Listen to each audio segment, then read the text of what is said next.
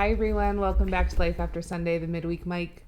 Today we're going to talk about discipleship a little bit. Yeah, so we talked about at church evangelism and discipleship, and it's something that's been growing at our church. We do have a small church, and as it's growing, we've decided to start doing discipleship classes, which is very important. Yeah. You don't only want to get people into the church, but you want to get people to be thriving in their faith, to understand what it is that God actually says about them and wants them to do. Yeah. I think it's important as people come to the faith, you can't just kind of leave them there after they get salvation. It's a process and someone needs to walk through it with them. So it's the mentoring and the discipling is so important, because I think if you don't follow up with that, it would be so easy to not know how to get answers for the questions you have. And it would be easy to just fall back into where you were coming from. Yeah, I think it's also very complicated walking in faith, and it's very discouraging at times. And it's good to have that community around you who will help you and guide you through it all. Yeah.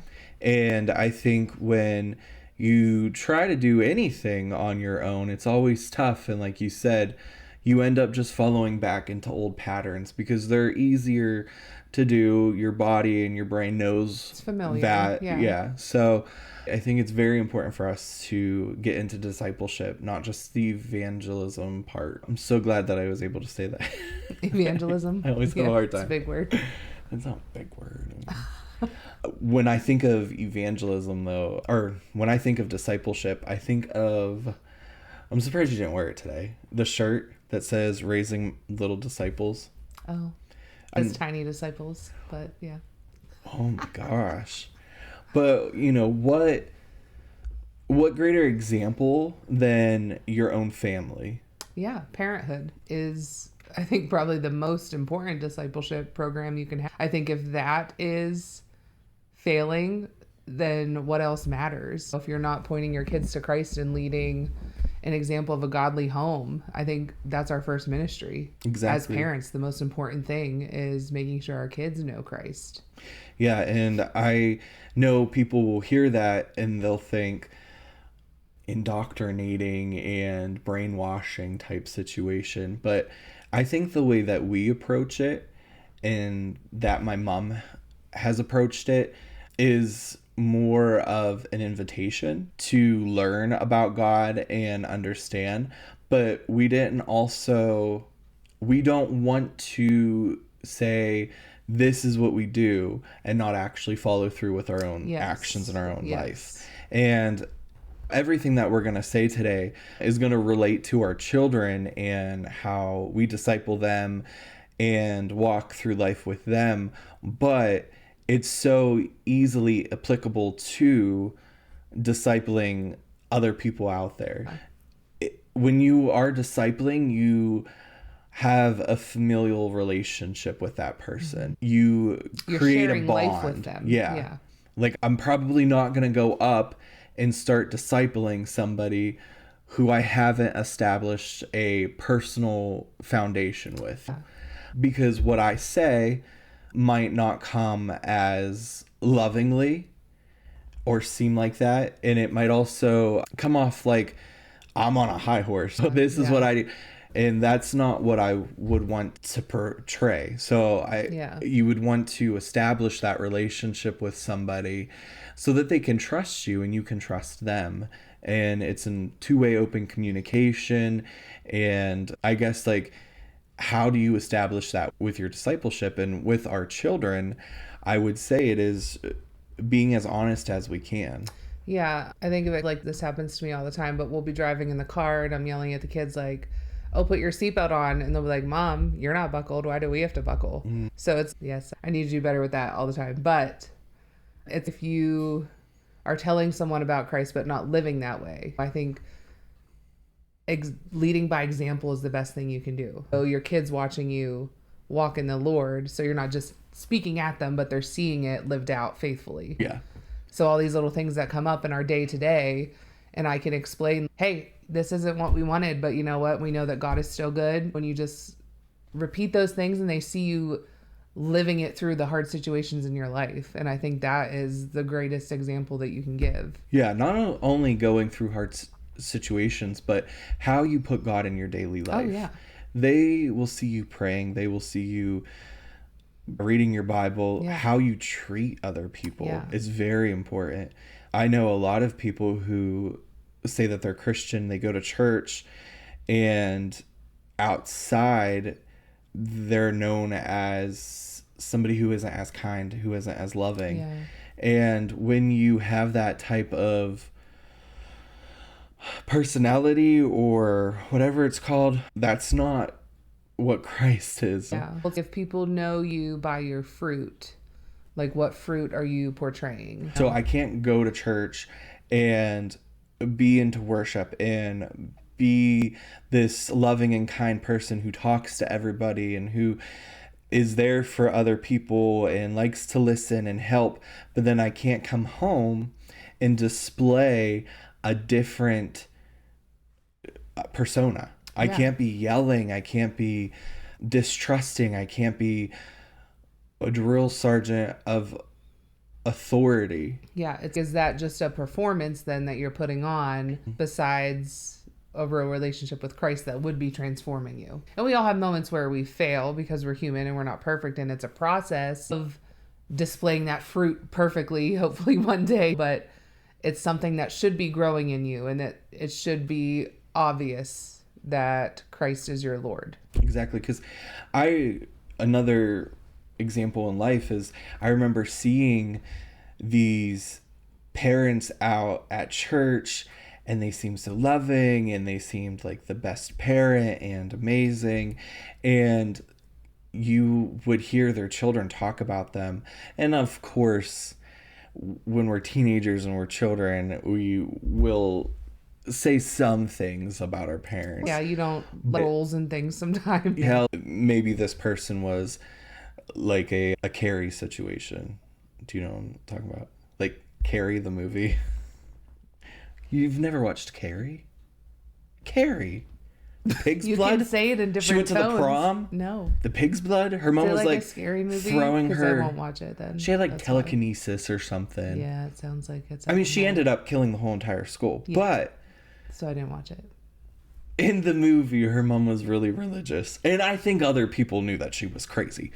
But I'm just saying at that point is like she made religion more of a strict rule abiding, like a fearful type of relationship with God. Yeah. And she would throw her in a closet and make her pray her. Yeah.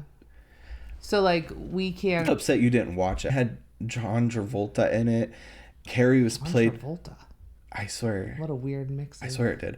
But say Okay. Space. No, Sissy Spacek, coal miner's daughter. Yeah, I know. She was in it. Yeah. You never watched it? Okay. Just keep going. But so that's what I'm thinking is you don't want to, like, when you're discipling, you are supposed to be pointing to Christ. You're supposed to be the representation of what they see. We don't want to control people into it, and you don't want to scare people into it. Exactly. Don't say, oh, hell's terrible, so let's follow the Lord. And that's not the point. I always hate that when people say, oh, don't you want to go to heaven, or hell's a terrible place to go. Both are very, very true. Yeah. But I don't think that should be your end reward, and that shouldn't be what motivates you. Because if that's your motivation, you will most likely skip the actual relationship with Christ. Like, what is the point of heaven? It's not just to escape torture and hell. It's to be with Christ. Like our goal should be, I love the Lord and I want to be with him. So it's showing people what is pulling you to Jesus. Like, why is he so good? Why do I love him so much? Yeah. That is, I think, what we need to focus on. And I think, like, even with discipleship with children, is the world today is insane. And I think it's always been crazy since the day we left Eden. But it just seems so hyper sexualized for children. It seems very confusing. And So many opinions and just it's just such an it. attack on identity. Yeah. I feel like in this Yep. time of life. I even remember growing up, like, there would be comments and stuff to people about tomboys and what's the opposite of tomboy? Girly boys? I don't know. They would make comments like that, but now it's gone to such a scary place where children are changing their sexes, and it's very scary Yeah. to think of. And so I think for us with our children is just trying to bring them up in their identity and letting them know that personalities and preferences for colors or activities, those things do not define your biological Yeah. situation. But we say, God made you a boy. You're a boy forever. You can't change that. God made you a girl. You're a girl. You can't change that. So if you tend to like the things that are typical of the opposite sex, then that doesn't make you change. Yeah. Like, God has made you who you are. And that even extends to maybe differences in your personality. Yeah. There's introverted people and extroverted people. There's people who are autistic and miss social cues. There's so many personality traits and so many preferences and likes that God uses all of them, and he's designed them all Yeah. for his purpose. Yeah. And I just want our kids to realize that they don't have to conform to what society is wanting them to conform to. Yeah. That they can take their true identity that God has given them and walk forward in that. You think, like, when you grew up, how hard was peer pressure and the things people were putting on you and what was socially cool and what was not and all that stuff. And it's even more now because there's social media for young kids. There's access to the internet for young kids. Like, it's just way more coming in all the time. So if you're not careful with building your kids up and who God made them and telling them that and repeating that over them so they know, like, how much more easily can they be swayed if they're not standing on this, God created me and this is who I am. That has to be so solid because there's going to be so much coming up against them in school and friends. And why are you smiling at me like that? It's just awkward to talk about this while our child kids. is upstairs. Yeah. But yeah, I think even I was talking to somebody and they said, like, our oldest son, he's really into sports, typical boy stuff. And then our third, he's not really into that. He's not showing any interest into that. And somebody goes, oh, what are you going to do? I'm like, what do you mean? Yeah. Who cares? We'll find where his passion is. That's all. He seems to like music. Sports. Yeah. He'll like music. Yeah. Seems to like learning. He'll be a book nerd. I'm not going to make them something that they're not to please, like, the check marks that are put on kids. Yeah, but it's just always, even now, the little tiffs that they have with friends or mean kids at school, I'm just like pouring into them always. Yeah. You know who you are. It doesn't matter what that kid says about you. Like, that's false. You don't listen to that. That's a lie. I think we talked about before the morning that Millie was going to sing a solo at church. And she was so in her head, and she's like, but I'm not a good singer, and like going through all this stuff. And I was like, Millie, do you know where that voice is coming from? That's the enemy speaking to you because he knows this is your gift. This is what you're going to use to bless people and to work for the Lord. So he's trying to silence it. Don't let that happen. Yeah. Don't give him that power over you. Being somebody whose identity was completely attacked since I was born, it's understand with trying to make yourself smaller so you're not easily noticed, and like the enemy completely destroyed my identity, and building that up has been difficult because you realize, who am I? Who does God actually say I am? Right. And it's been a great journey to experience that and understand it. Like, I think teens and stuff, I had an idea. 20s was like crazy. Like, I was just focused on wanting to find somebody to spend my life with. But then, like, when you get down to it, you're like, who am I actually? Who does God say I am? Like, I didn't have it rooted in me. And I think taking the time to completely have that relationship with God and to understand that he has the final say on who I am, and I'm here to actually please him and not to please other people. Caden's up there. But, and I'm hoping through the journey that I'm taking too is like my children will see that.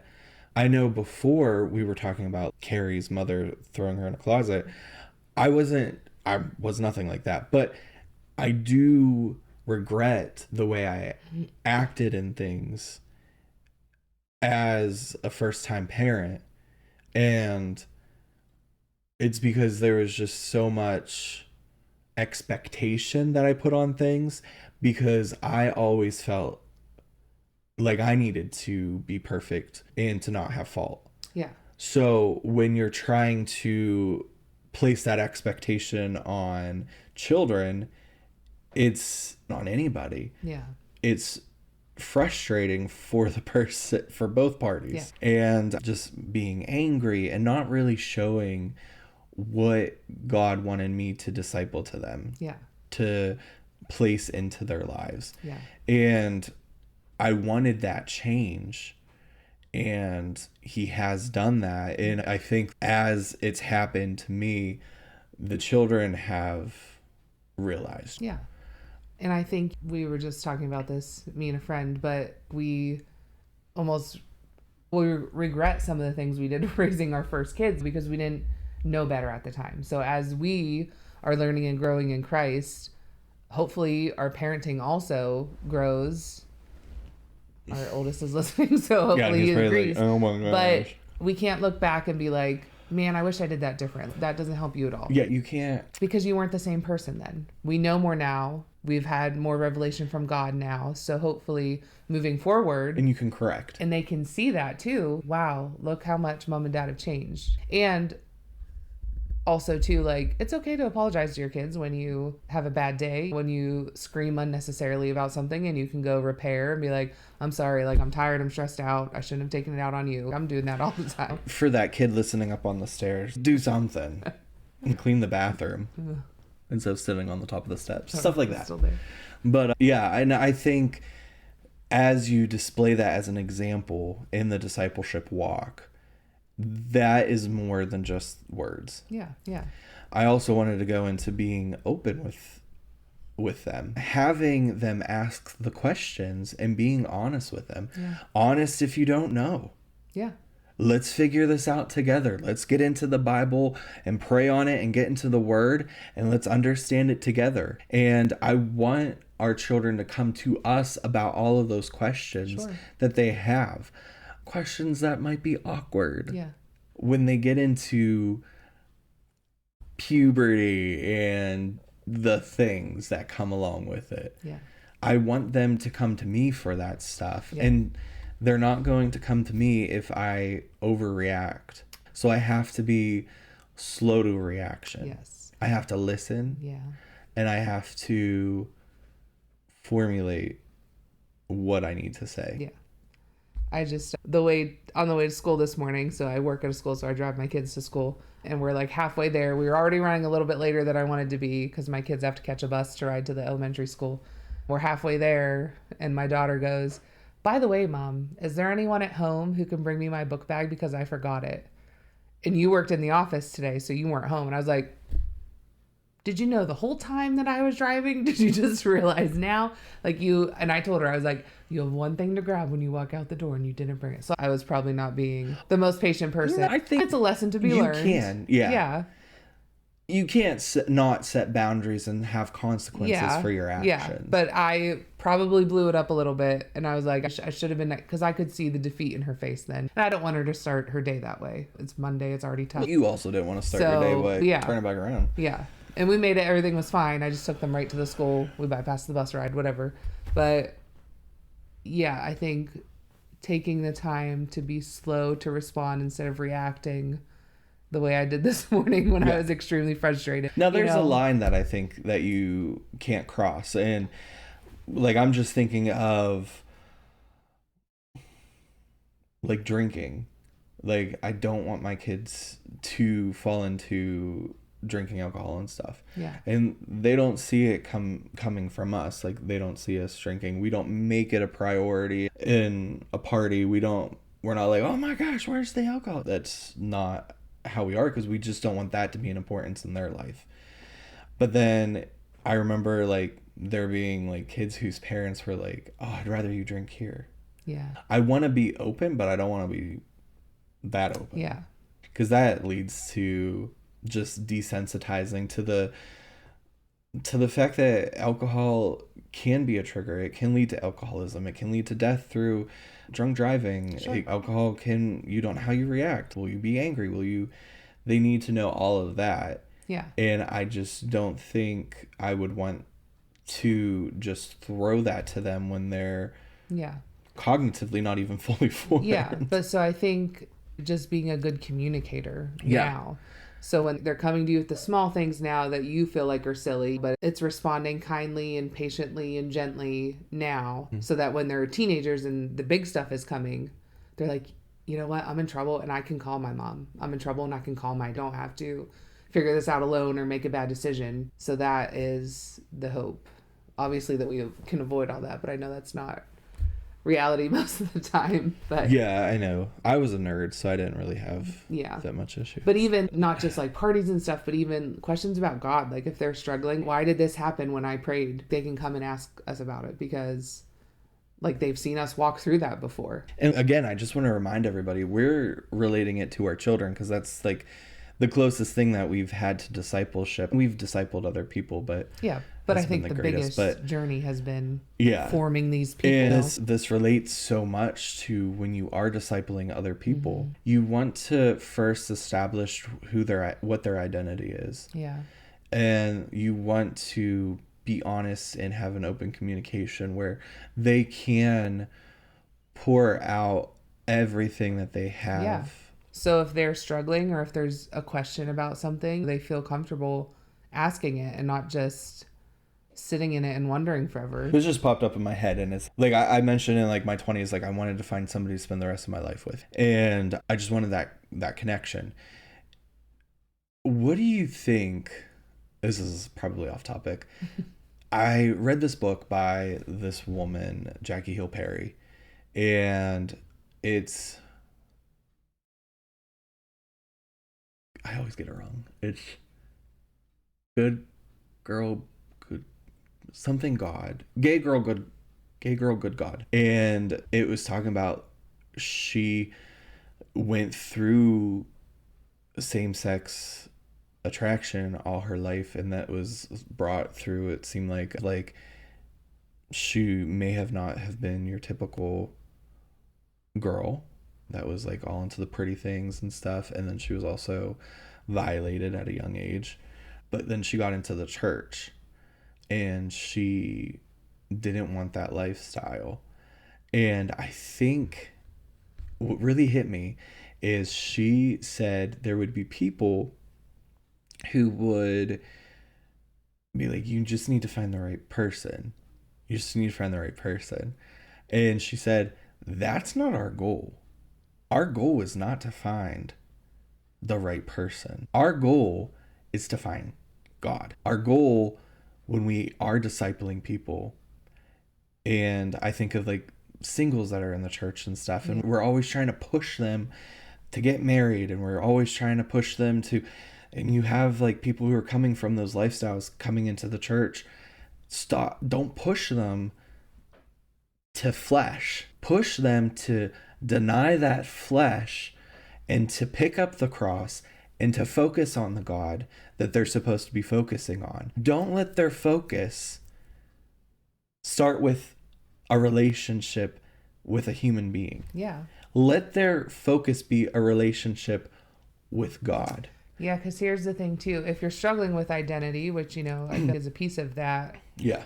Is a piece of a lot of the issues in the world, then you're looking for it somewhere. And if you're putting it into a person, if I only got my identity from you, obviously it would fail because we're not perfect. Like, you can't love me perfectly, even if you try. Like, it's just, I can't rely on anyone but God to tell me who I am and who I'm supposed to be. Exactly. So you need to be setting people up for that relationship so they can know who they are before they get it from somebody else. It's also very important in the discipleship relationship. You make sure the person that you are discipling isn't throwing you up on that pedestal of being God. Yeah. That they don't look they look to you as the example, but not the thing. Yeah. That you're always pointing them right back to Jesus. Yeah. That you say, I am not who you need to form this relationship with. I am not the one who's going to save you. I'll walk beside you and I'm going to help you get there. But that's where Jesus is. I even think about our children. Like, I know at this age it's like the stupid, oh, I have a girlfriend, I have a boyfriend. And like, I think Amelia that one year was like, I have a boyfriend. And it was like the last day of school, she got a boyfriend at recess. I was like, good luck. You got a whole summer, you're probably not going to see this boy. And she didn't see him. And then Caden, with his he had a little girlfriend there for a bit of a time where, oh my gosh, the text messages. We shut it down now. Yeah, but it's just funny. The text messages were like, what are you doing? And just like, nothing. But we had some talks, and I don't let my kids date anymore. But I think like the reason that we don't want them to is because we want them to focus on the good things in life right now. I'm not saying that relationships can't be good, but have fun. Like, just go out on dates and don't be so serious about it. Don't. Yeah. When they're older and when they get older. Right now, we took him to soccer practice and he just stood right beside his girlfriend and didn't talk. He's right there. Like you said, how you didn't have a core identity while you were growing up and into your 20s and stuff. And if that's when you're looking for somebody, then it's still like, I think about the first guy I dated and how much I changed and like morals that I had and values that I had and things that I was sure of. I worked for him because I wanted his love so bad, because I was not solid. So I think the goal is to build my kids up solid. Even if they get in a bad relationship, they're okay. Yeah, I even think like when I was growing up, I think I've always had a girlfriend since 11. Yeah, like, it was stupid. It was stupid. They were like really long relationships too. And I think my senior year was like the year I just didn't really date. I had a girl who I talked to, I guess is what you would say.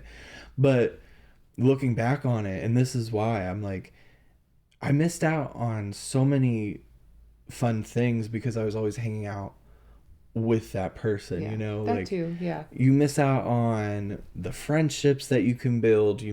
So I think you miss out on the true identity things. And I think like when you're in the relationship with God and you have people like, that's it. I don't want to push them towards other things that they need to focus on your relationship with God. Yeah. And that's another thing that we need to start pushing when we discipleship. That's what I tell our 11-year-old. I'm like, the only relationship you need right now is with Jesus. Because when he talks about like, when a girl asked him out, a girl asked him out, and he was like, my mom said I only relationship with Jesus. And it's true. That's the only relationship that really matters. And I know that it's like a running joke that when girls go to college that are Christians, like Liberty University or something, they're just looking for their MRS degree. And I was like, what does that mean? It's Mrs. They're just looking for a wedding ring. And it's so sad that it is true that we try to push a union between two people before we try to push them to start a relationship with God. I want to make sure my children are established in God before. Like, I want Caden and Jack and Theo to be men of God who will lead their home and do greater than what I started out with. And I want Amelia to look for that in her relationships. So how is she going to identify it if she doesn't know what it looks like? It looks like to have a relationship with God. Yeah. So I want them to be able to identify it by displaying and Yeah. focusing on that. And I think homes are just starving for that, like a godly leadership. I think that's such a solid foundation for your family and for your home and the way you run things that I like. If that piece is in place, everything else follows. But if it's not there, then it's just like you're trying all these things and it's not working. That's why we have so many dysfunctional situations, is Yeah. because that's the missing piece that needs to be established in a home. Yeah. And it has to be the core focus of the man of the household, but also the woman. Like, Yeah. you and I together, we're equals. I'm not somebody who would say, I make all the decisions and you just need to obey. We come together on these things and we pray and we discuss religion and our faith just like this, without a camera and microphone. And I think that's important, is to just have that. And I think that's what you want to display for our children, display for other people, is to just be with them as they go through this transformation process. Yeah. So, like, when you are discipling other people, do you think you are done? Or That I'm done being discipled? Yeah. Oh, no. No way. I know. I think people get nervous when they're asked to be a disciple, to disciple you can others. easily disqualify yourself. Because you think You don't feel ready. You think of like Paul, and it's not just being a person that can sit down and talk to others. Yeah. To have empathy and understanding. It's really being a good friend, like showing up for these people and loving them, and going through life with them, to point them to the Bible when they're going through something. Yeah. That's what it is. It's just walking close beside these people and caring about them. I was just thinking about like a good friend situation. I've mentioned before that I'm currently like putting some feelers out there for a new job. And my one buddy from work, he was like, he had a great interview and it did amazing. And he told me what the job was, and I came across on Indeed and I was like, should I apply for this? Should I apply for this position? It sounds like it would be perfect for me. But I didn't, because I'm a good friend. But I think that's what you need to do. You need to make sure that somebody has your best interest in mind, that they would even sacrifice something of their own so that you have a better life. And I think that's important for me to actually not display, but to actually live by. I want to make sure I'm a good person that people can open up to, that I won't share their secrets with other people. And I want to be that person. And I think that it's hard. Yeah. But I think we put a lot of pressure on ourselves sometimes. When you hear the word disciple, you're like, I don't know enough. I'm not perfect at this. I don't know all the things about God yet. So you can write yourself off so easily. But I think it's like, just be willing to be open. Open your home. It doesn't have to be perfectly clean. Invite someone over for dinner and have a conversation like that. Just talk about God. Just say what he's done in your life and who he is to you. That's all. I think about show up for people. Some of the women at our church who their husbands might not be in the faith or not liking it. And some of them are newer at the church, but I don't know if they realize that they are discipling. They are being the examples in their household for their husband as they live life, and they're transformed and they are getting closer to God. It's not going to go unnoticed. Yes, that makes an impact. And I would just encourage anybody who's in that kind of situation, do not allow that person to be your focus and to derail what God wants to do in your life. Don't have trouble over that. It's tough. It's hard to be unevenly yoked, but if you put it in God's hands and you focus on God, the outcome will be only good for you. And I can't say what that outcome will be, but God has it. Yeah, like you're putting your trust in the right place. If Just you're putting trust it in God. Him. Yeah. Do not worry about it. Easier said than done, I know. But just, I think, as you go through the week, look for ways that you can just show up for somebody. And it can be the smallest thing that makes the biggest impact to that person. And I think that is how we show the love of God. It's just showing up in the small everyday details. Yeah. Someone struggling with their mental health and their house is a mess. Go help them clean up. Take somebody a meal that is having a rough day. Don't only be an evangelist. Don't only talk about God. Display God in your life and be there for the people that come to God through you.